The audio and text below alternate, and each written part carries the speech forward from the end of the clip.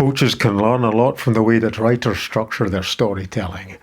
Screenplay writers mostly think in terms of a 3-act structure, with certain things needing to happen in each act for the story to work properly.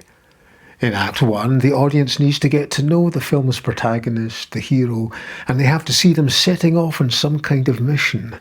This usually takes up the first quarter of the film. The middle half of the film is its Act 2.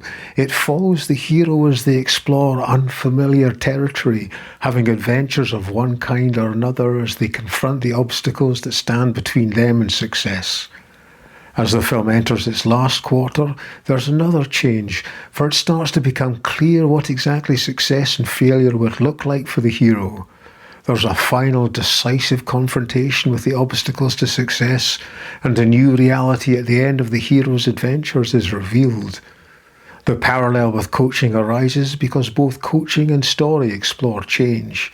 Films track the changes that happen as the story unfolds, while coaching facilitates a process of change that begins with the coachee in need of insights into some area of their life, and that ends with that insight sparked, developed, and ready to be applied to the world. So maybe it shouldn't be surprising that an adaptation of the screenwriter's 3-act model provides a perfect way to structure short pieces of coaching. The Act 1 of a coaching session, just like the Act 1 of a film, launches a process of discovery.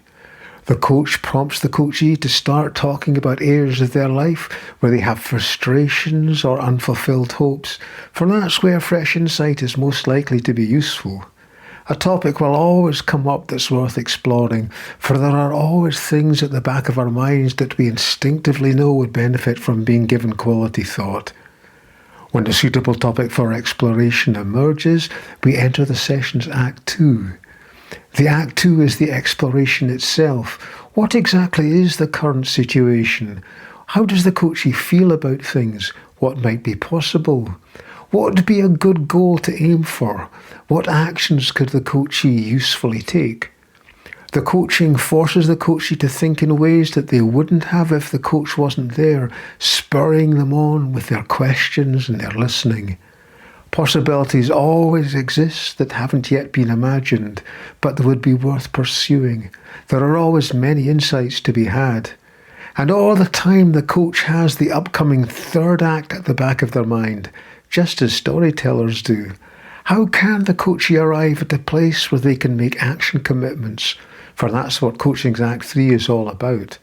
The coach's aim during Act 3 of a session is to pin the coachee down and get them to make clear action commitments.